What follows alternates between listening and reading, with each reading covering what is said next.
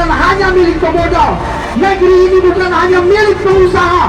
Negeri ini juga milik kita, milik kaum buruh, milik rakyat Indonesia. Hidup buruh! Hidup buruh! Dari tahun 1969, gagasan untuk adanya satu serikat pekerjaan di Indonesia itu sudah dimulai oleh rejim Orde Baru.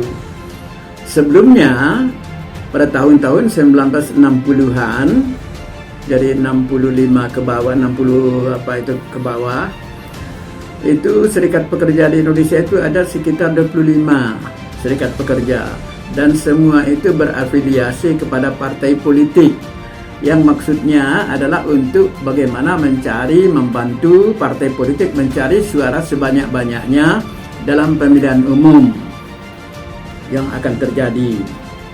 Sehingga pada tahun 1969, waktu itu masa Orde Baru sudah dimulai dengan Soeharto sebagai penguasanya,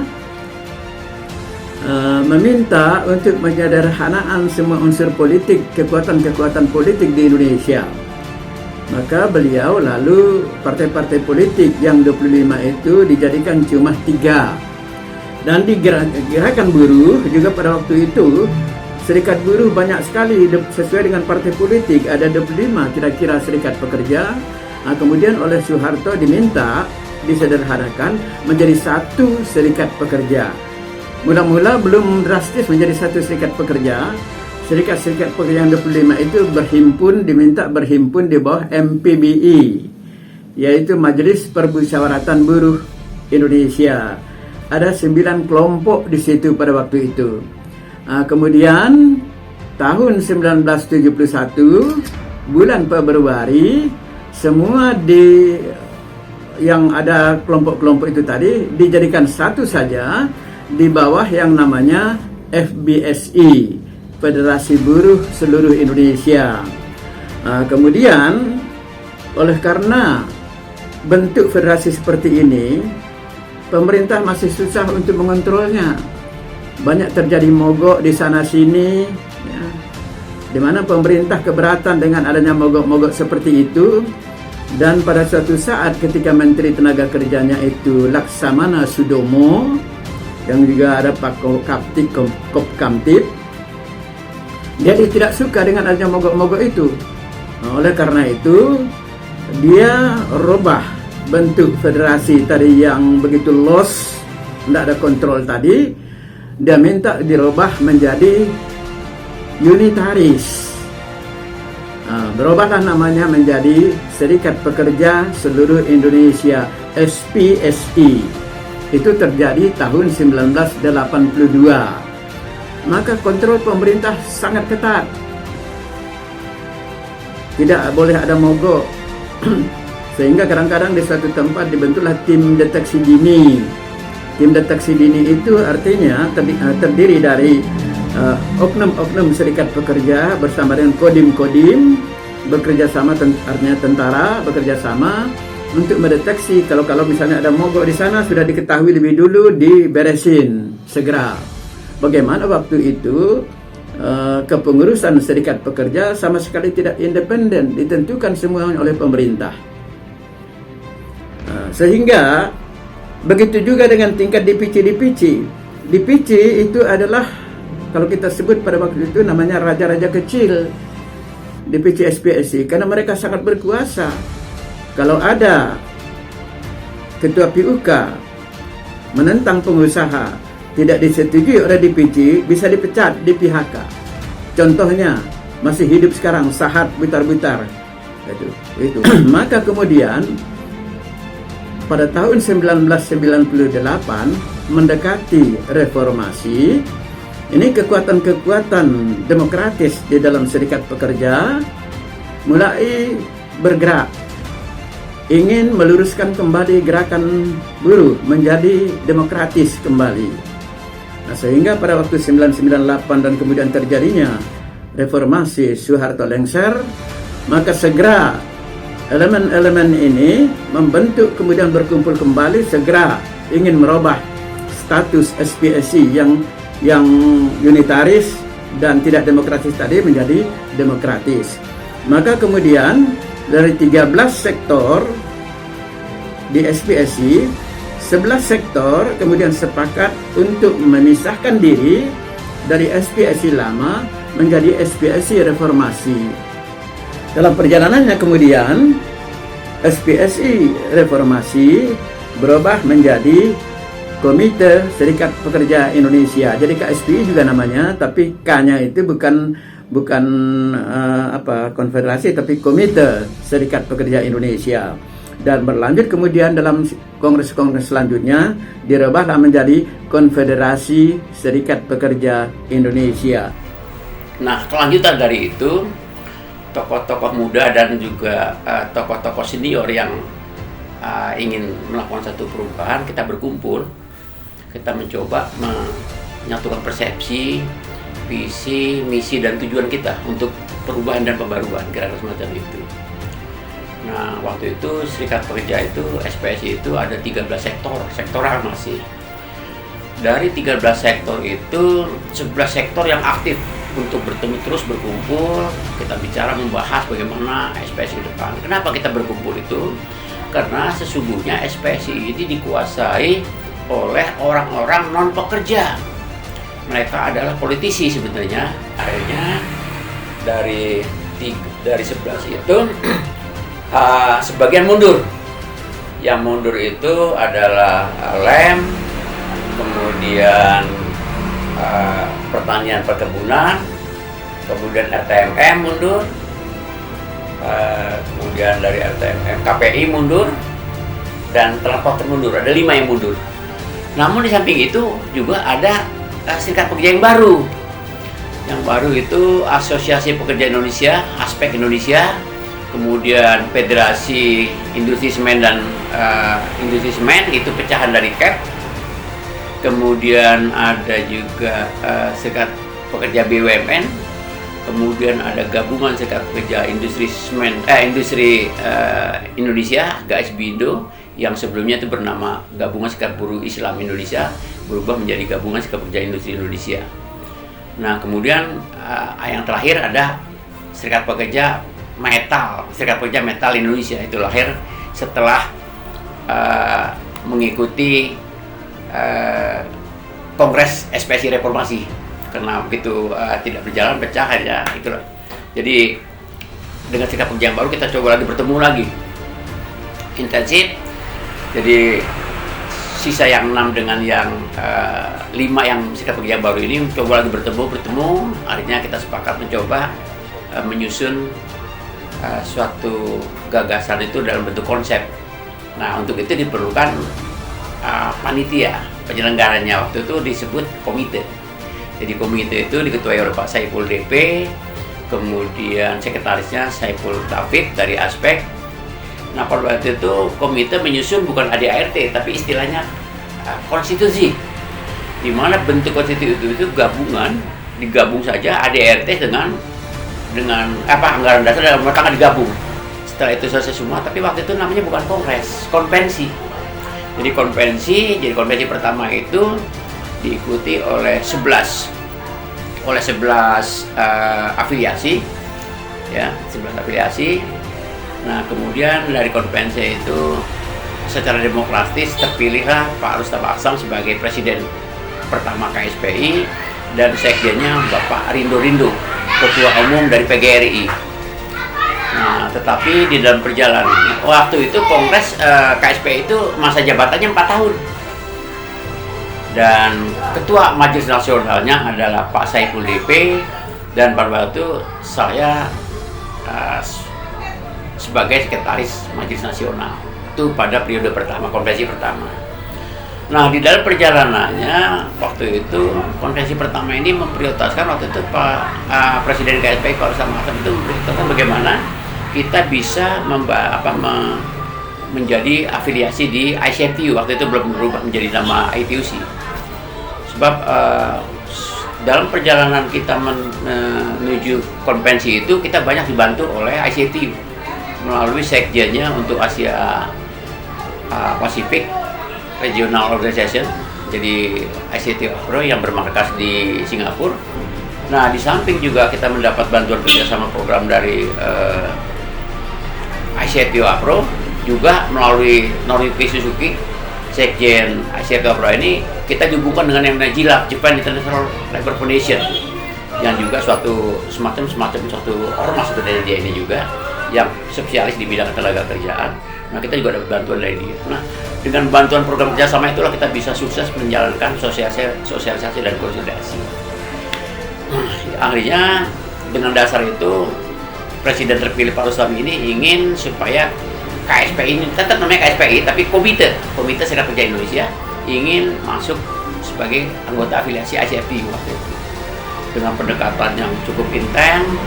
Kemudian juga ternyata Sekjen ICFTU APRO juga Noriyuki Suzuki mendukung karena dia sebenarnya sahabat lama dengan Pak Rustam dan Pak Saiful DP. Dia mendukung. Singkat cerita, setahun kemudian akhirnya KSPI diterima sebagai afiliasi ICFTU APRO. Nah, tetapi begitu diterima, salah satu afiliasi KSPI yang namanya Gasbindo itu, dia memprotes karena sesungguhnya dia masih anggota ICFTU. Pada waktu itu, pada zaman EBSI memang yang mendaftarkan sebagai anggota ICFTU APRO melalui ketua umumnya adalah memang Gasbindo. Tapi waktu itu namanya Gabungan Serikat Buruh Islam Indonesia. Memang dia terdaftar sebagai anggota ICFTU. Tapi setelah reformasi dan setelah diketahui sebenarnya Gasbindo ini sudah melebur jadi satu di dalam sebagai deklarator yang membentuk EBSI. Sehingga diketahui dengan demikian, maka dikeluarkanlah Gasbindo itu dari daftar afiliasi ICFTU. Oleh karena itu maka masuklah KSPI ini sebagai anggota ICFTU untuk Indonesia kelasnya itu. Nah, karena dia protes, dia merasa sebagai masih merasa sebagai anggota ICFTU, tapi ditolak, bahkan dia kirim surat ditolak, akhirnya dia mengundurkan diri. Gasbindo itu setelah konvensi yang pertama.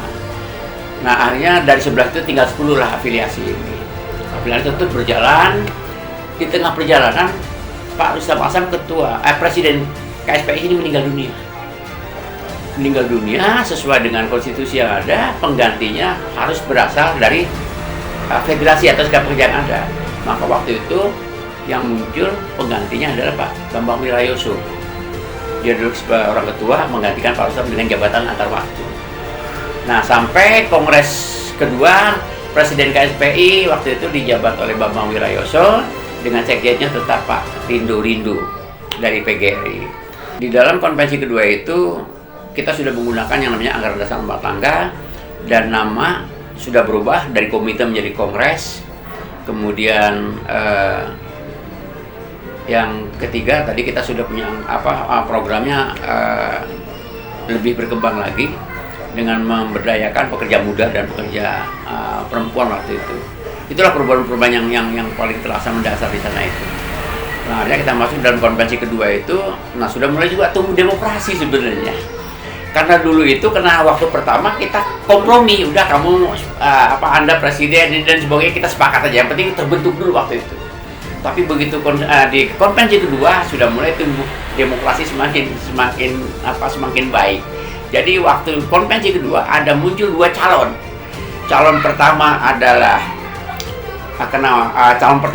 Pak Tamrin Mosi dari SPMI, calon kedua Bambang Wirayoso yang sebelumnya menjabat sebagai presiden antar waktu pengganti almarhum Pak Rustam Hasan.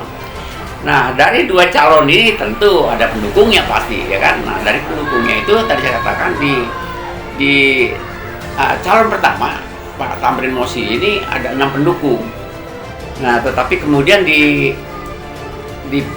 yang kedua Bambang Wirayoso ini calon kedua juga ada 4 pendukung.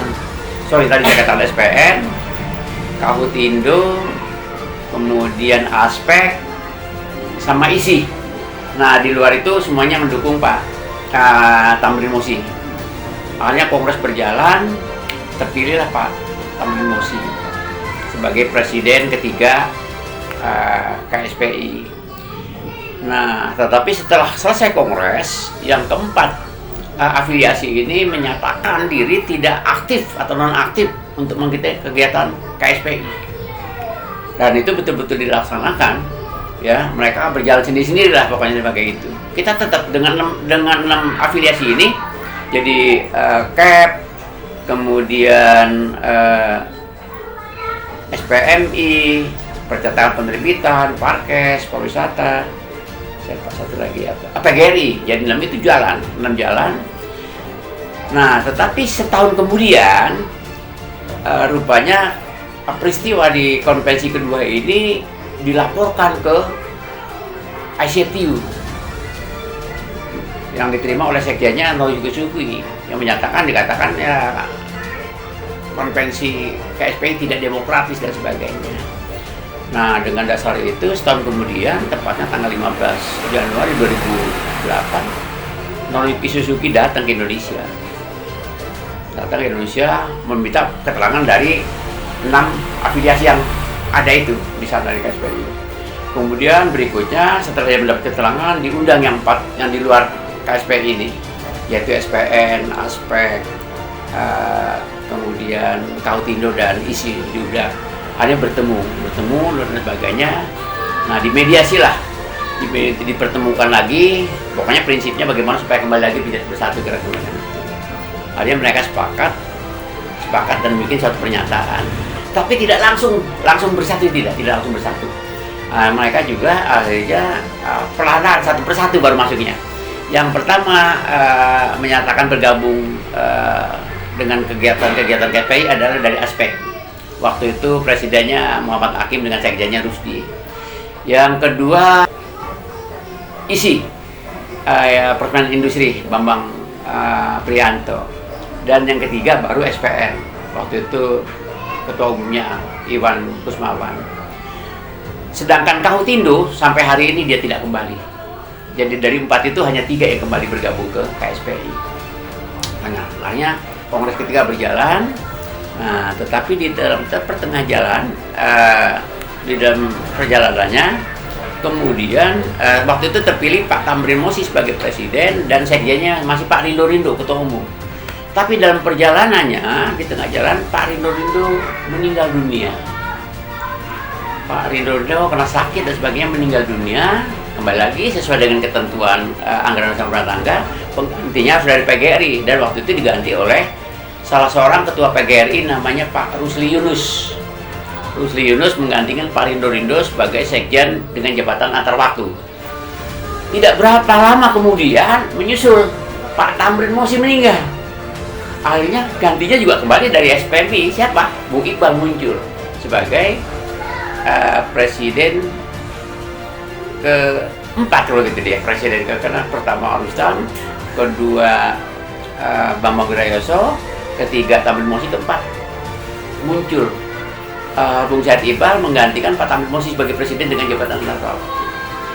Nah, tapi sebelum saya lupa tadi. Jadi pada waktu transisi penggantian Pak Rustam Asam kepada Wirayoso, karena masa transisi akhirnya jabatan itu diperpanjang 1 tahun yang harusnya berakhir tahun 2006 menjadi tahun 2007. Nah, itulah awal kenapa KSPI menjadi 5 tahun.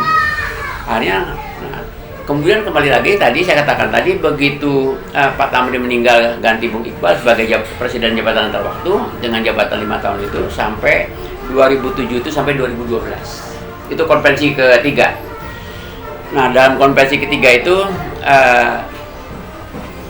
nggak ada banyak masalah. Begitu kita masuk pada konvensi keempat, kembali Bu Iqbal terpilih sebagai presiden.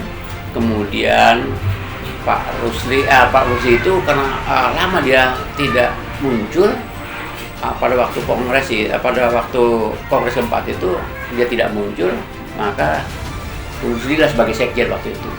Tapi setelah itu dengar berita bahwa Pak Rusli Yunus juga meninggal dunia. Jadi sudah sekjen sama presiden KSPI, 2 presiden 2 sekjen KSPI meninggal dunia. Nah, kemudian di periode 2012-2017 itu dengan presidennya Bung Said Iqbal dan sekjennya Bung Rusdi. Waktu di konvensi ketiga ketua majelisnya Pak Saiful DP masih. Dan saya masih sebagai sekretaris MN-nya. Tapi begitu di konvensi keempat Bung Said Ibn Presiden, Bung Rusdi sebagai Sekjen, kemudian Ketua Majelisnya Pak Didi Supriyadi dari PGRI, dan sekretarisnya saya tahu ada Jajat Sudrajat ya, Diding Sudrajat dari KEP. Itulah perjalanan KSPI sampai dengan keempat. Tapi di tengah jalan, tepatnya tahun 2018, jadi setahun setelah konvensi, PGRI dengan surat resmi menyatakan mundur dari keanggotaan afiliasi dengan surat resmi yang ditandatangani oleh Ketua Umum dan Sekjennya. Kebetulan Sekjennya juga adalah salah seorang ketua, bahkan ketua di Dewan namanya apa ya, majelis kehormatan di KSP itu. Dia adalah Pak Kodrat Nugraha, itu dia ada sebagai ketuanya yang ikut menandatangani sebagai sekjen di PGRI bahwa dia menyatakan keluar dari KSPI sebagai afiliasi KSPI, tidak berafiliasi, supaya tidak menimbulkan masalah. Udah dibiarkan saja lah, nanti kita selesaikan di konferensi kelima.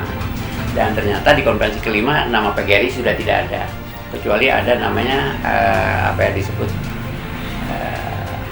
apa itu namanya, itu yang dipimpin oleh Pak Didi juga ya. Jadi PGRI sudah hilang, tapi ada penggantinya, tapi masih tingkat regional.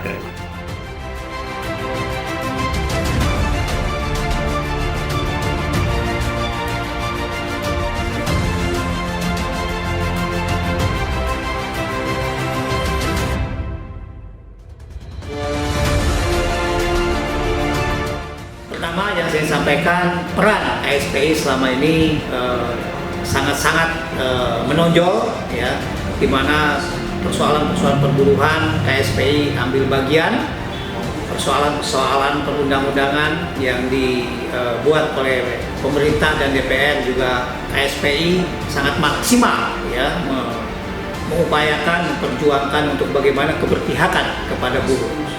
Kemudian juga ada kasus-kasus di afiliasi masing-masing, terutama di SPMI. Saya sebagai presiden merasakan betul bagaimana KSPI ikut mengkonsolidasi, bagaimana KSPI ikut membangun solidaritas untuk mengatasi persoalan-persoalan yang sedang dihadapi oleh afiliasinya sebagai anggota dari KSPI. Nah, tentu saya berharap ini bisa terus dipertahankan dan juga terus diperkuat ya, solidaritas di antara afiliasi KSPI itu sendiri. Karena ke depan tantangan semakin berat. Nah, KSPI sampai hari ini adalah sebuah konfederasi yang secara nasional begitu sangat diperhitungkan ya. Maka itulah yang kami rasakan sebagai anggota afiliasi di KSPI.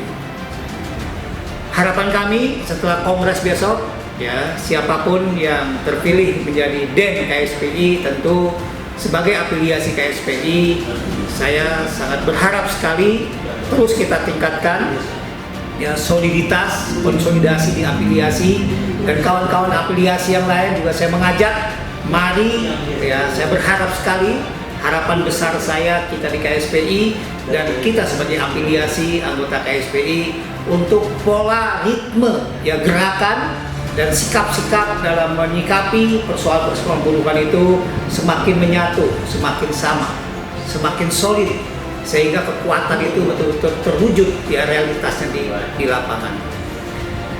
Kita bersyukur ya, cita-cita KSPI bagaimana membangun negara sejahtera melalui partai, nah sekarang sudah terwujud dengan lahirnya Partai Buruh ya. Salah satunya adalah kita afiliasi KSPI membidangi lahirnya Partai Buruh itu.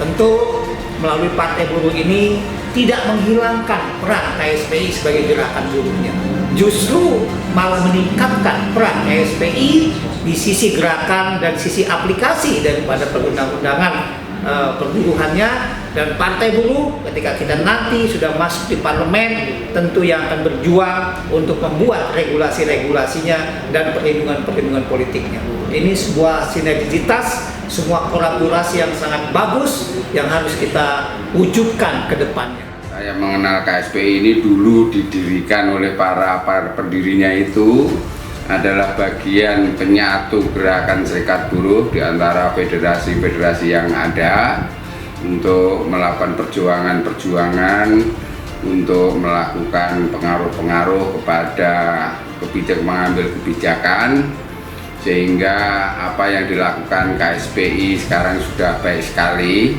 sudah sangat progresif, di mana sudah menggerakkan gerakan-gerakan federasi begitu dahsyat.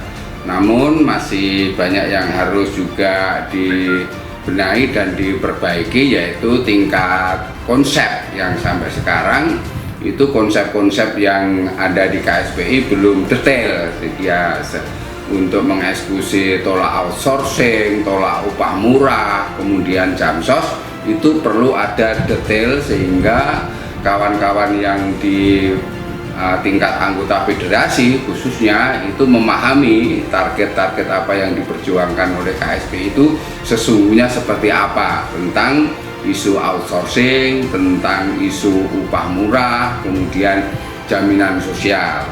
Begitu juga nanti harapan saya pada saat nanti pasca kongres bisa menghasilkan komposisi boarding para pengurus KSPI yang handal-handal, terutama yang muda-muda itu bermunculan. Dan jangan lupa, jangan sampai demokrasi ini nanti justru terpendam di tangan KSPI. Maka lakukanlah demokrasi sebaik-baiknya dengan menjaga semua perbedaan dan melindungi perbedaan itu, sehingga KSPI akan menjadi agen demokrasi dan perjuangan-perjuangan hak asasi manusia. Mudah-mudahan ke depan KSPI juga akan menjadi penginisiasi tentang usulan-usulan kebijakan yang berpihak kepada kaum pekerja pada khususnya, terutama masalah pengupahan yang proporsinya adil, kemudian tentang status permanen itu tidak ada lagi outsourcing maupun PKWT yang malpraktek, kemudian jaminan sosial yang diskriminasi, dan kemudian disclaimer itu tidak ada lagi. Saya kira itu, semoga KSPI nanti ke depan semakin jaya dan semakin dicintai oleh anggotanya. Hidup buruh! Keberadaan KSPI terhadap FSPK adalah sebagai sarana wadah pemersatu antar federasi, saling memperkuat di saat ada beberapa persoalan-persoalan, dengan cepat melakukan pembahasan serta tidak lanjut. Bersama KSPI, FSPK merasa berkumpul orang-orang yang tepat dalam mensikapi segala persoalan-persoalan perburuan maupun ekonomi serta sosial.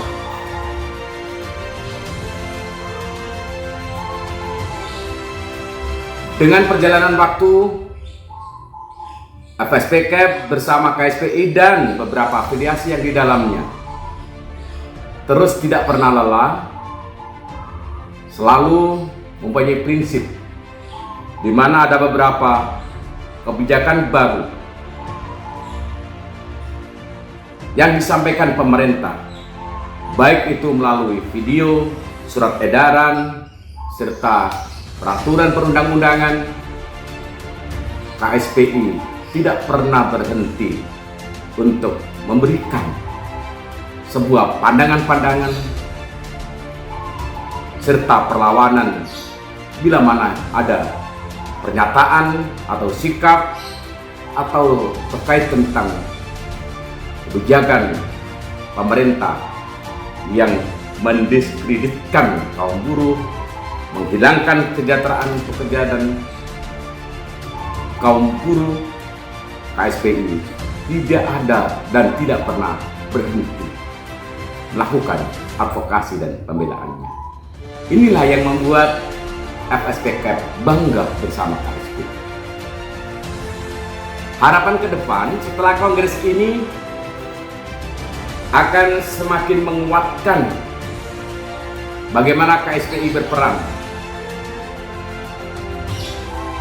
dalam strategi perjuangan, konsep, lobby, aksi, serta saat ini yang diperjuangkan yang akan dibangun, yaitu perjuangan melalui politik. Dalam sikap politik, KSPI sudah jelas bersama 9 elemen mendirikan Partai Buruh. Dan harapan kami melalui Kongres KSPI yang kelima ini, Partai Buruh merupakan sebuah partai solusi alternatif anak bangsa dan anak negeri yang sedang mengharapkan sebuah tatanan negeri yang berkeadilan, adil dan makmur sesuai dengan tujuan dan cita-cita bangsa.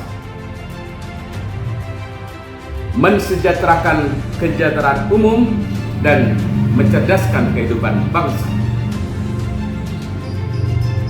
Harapan kami yang ke depan setelah kongres ini, seluruh afiliasi semakin solid, semakin menguatkan, sehingga tidak menutup kemungkinan bila mana ada beberapa federasi yang lain yang mempunyai platform yang sama, yang mempunyai pemikiran yang sama, ikut bergabung dan menguatkan bagaimana suara perjuangan di negeri ini tetap berkibar dan tetap teguh pendirian, baik secara nasional maupun internasional. Banyak harapan dan saran sebagai rasa kepemilikan, rasa kepedulian, dan juga rasa kecintaan kepada KSPI. Saat ini, kondisi buruh pekerja Indonesia sedang menghadapi situasi yang sangat sulit, mulai dari upah murah, outsourcing yang diperluas, tenaga kerja asing yang merajalela, kemudian perlindungan hukum yang tumpul ke atas, tajam ke bawah, tidak ada atau minimnya pengawasan di keselamatan kesehatan kerja, kemudian juga banyak sekali yang di PHK massal dan juga di PHK sangat dipermudah, dan lain sebagainya. Puncak dari semua kesulitan buruh tersebut adalah lahirnya Undang-Undang Cipta Kerja Omnibus Law yang semakin memperburuk nasib buruh pekerja Indonesia. Semua itu tidak bisa kita hadapi sendirian. Kita memerlukan kawan dan jaringan. Sebab itu salah satunya adalah ada di Konfederasi Serikat Pekerja Indonesia atau KSPI. Sebagai salah satu organisasi buruh pekerja yang saat ini masih terus bersuara lantang menolak ketidakadilan, menolak kesewenang-wenangan atas dampak Undang-Undang Cipta Kerja Omnibus Law, maka keberadaan KSPI seperti oase di tengah padang pasir yang sangat tandus.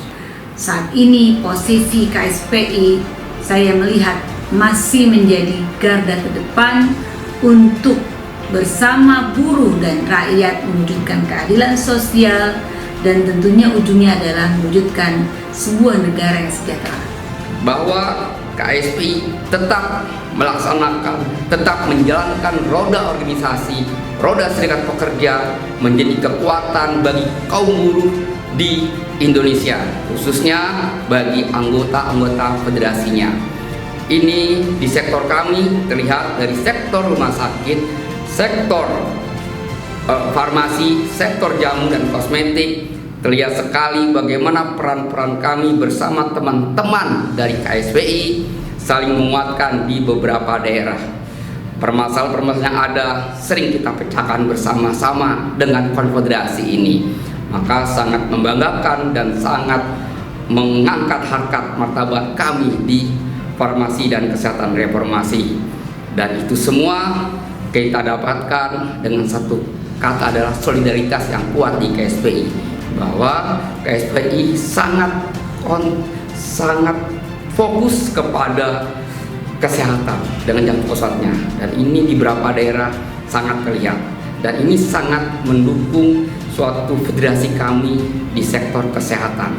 Maka bagi kami bergabung dengan KSPI, bersama dengan KSPI adalah suatu kemuliaan dan kebanggaan, serta suatu hal yang teman-teman kita, anggota kita bangga saat ini. Semoga kedepannya KSPI semakin kuat dan federasi-federasi yang ada di dalam KSPI semakin tumbuh dengan pesat, dan kita kedepannya tetap berjaya dan kita tetap membangun soliditas dan menguatkan buruh Indonesia.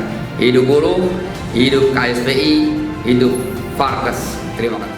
Pertama-tama kami mengucapkan terima kasih yang sebesar-besarnya atas dukungan yang luar biasa dari KSPI terhadap perjalanan organisasi kami di Federasi Serikat Pekerja Indonesia, terutama dalam memperjuangkan mendukung program-program kerja kami. Seperti yang pertama, untuk mengawal moratorium pendirian izin pabrik-pabrik semen asing di Indonesia minimal sampai dengan 2031, dan juga pembatasan izin impor klinker dan semen yang semata-mata untuk meningkatkan utilisasi pabrik kami dan juga untuk meningkatkan kesejahteraan para buruh dan pekerja di sektor semen di Indonesia. Kemudian juga untuk pengendalian harga batu bara, KSPI juga berperan aktif. Mudah-mudahan KSPI bisa terus berkarya, berjuang untuk memperjuangkan kaum buruh, kaum pekerja, untuk meningkatkan kesejahteraan kami semua, meningkatkan kesejahteraan afiliasi-afiliasi yang ada di bawah KSPI, kemudian meningkatkan kesejahteraan kaum buruh pekerja pada umumnya, dan juga bisa membawa manfaat yang besar bagi bangsa dan negara kita. Jaya terus KSPI, jaya terus Pak Said Iqbal dalam perjuangannya, terus dukung kami. KSPI betul-betul tetap jalan di realnya sebagai suatu gerakan buruh, tetapi juga tidak melupakan bahwa dia ada pendukungnya baru, Partai Buruh, di mana dia juga ikut terlibat di dalam pembentukannya melalui Rumah Rakyat Indonesia. Lalu jangan tinggalkan, harus tetap dikawal, tetap didampingi dengan membawa aspirasi gerakan buruh ini ke dalam gerakan partai, karena partai jangka panjang. Nah, sebaliknya juga nanti kalau partai sudah resmi dan sebagainya juga harus mendukung secara politik. Gerakan-gerakan yang dilakukan oleh gerakan buruh ini harus didukung secara politik, ya, supaya ada betul-betul saling ketergantungan, saling membutuhkan, simbiosis mutualisme. Saya kira itu yang penting perlu dikembangkan di dalam kongres yang akan datang.